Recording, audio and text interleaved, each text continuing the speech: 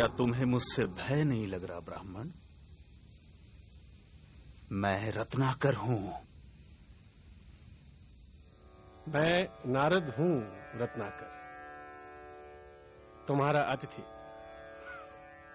और मैं निर्भय हूं। क्या तुम निर्भय हो? क्या मतलब है तुम्हारा? न मुझे प्राणों का भय है, न सफलता का, न कल का, न कलंक का। और कोई भय है जो तुम जानते हो? अब तुम बताओ,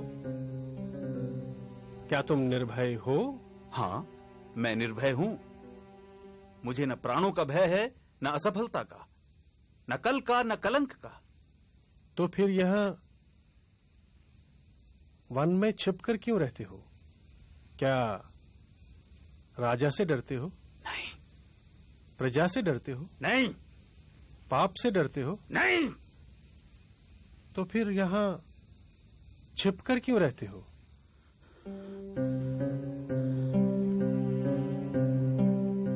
उत्तर मैं देता हूं। पाप करते हो और पाप से डरते हो।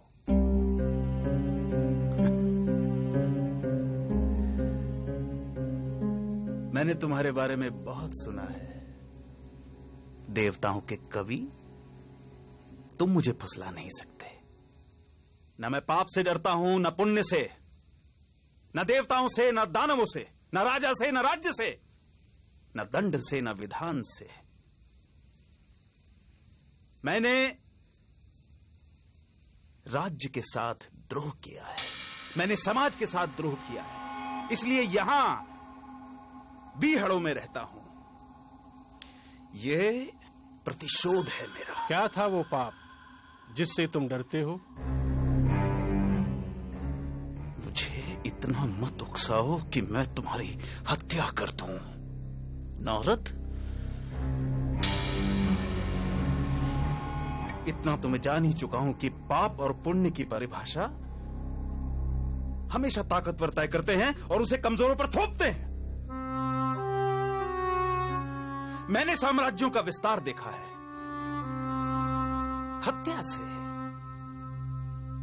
बल से, छल से। मैंने वाणिज्य का विस्तार देखा है, कपट से,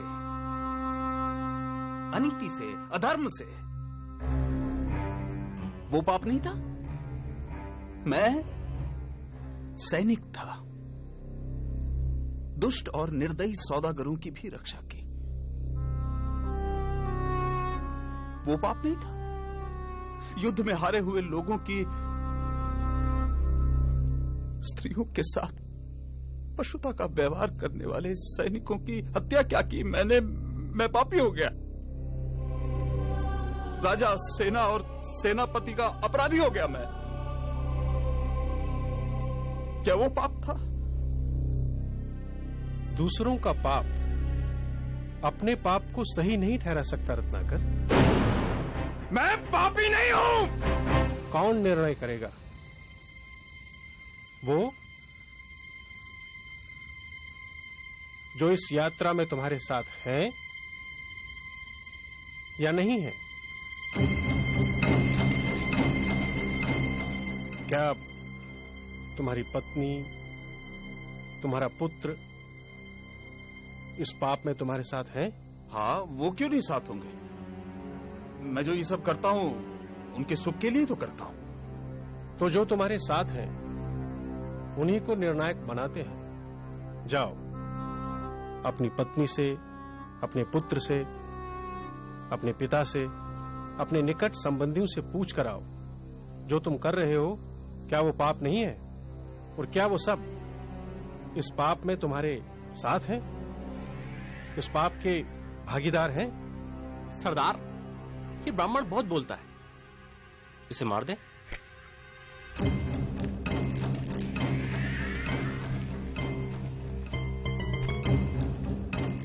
नहीं, इसे तो मैं अपने हाथों से मारूंगा, परंतु पहले इसके प्रश्नों के उत्तर तो दे दूं।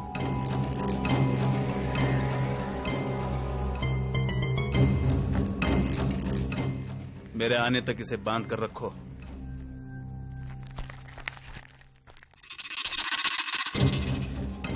कड़ी नजर रखना इस पर।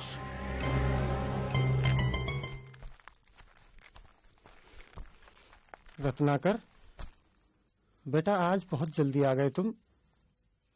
कोई मोटा आसामी हाथ लगाए क्या?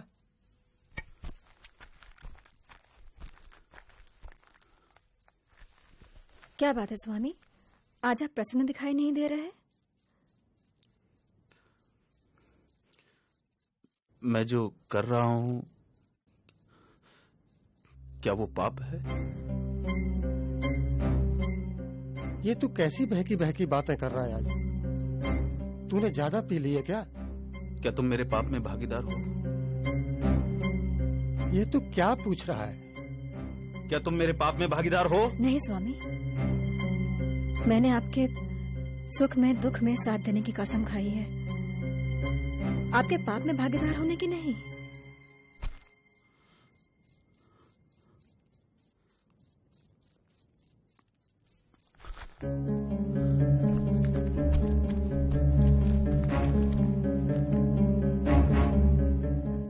पिता,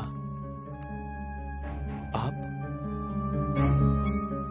बेटा, ये तो तेरी कमाई है, इसे मैं कैसे बांट सकता हूँ?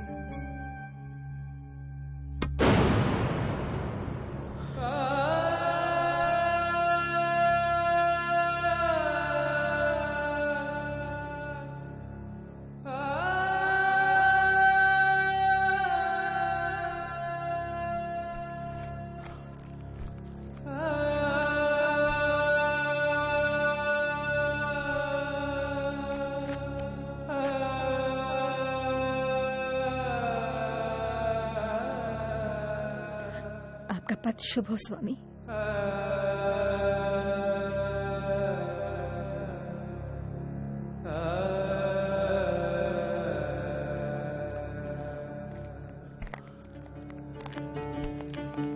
अपि चेत् सुदुराचारो भजते मामनन्यभाक् साधुरेव समन्तव्यः सम्यग् व्यवसितो हि सः।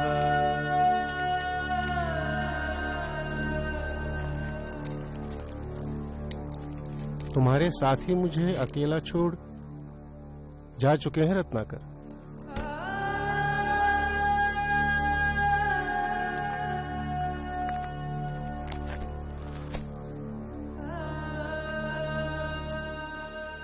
क्षमा देवर्षि,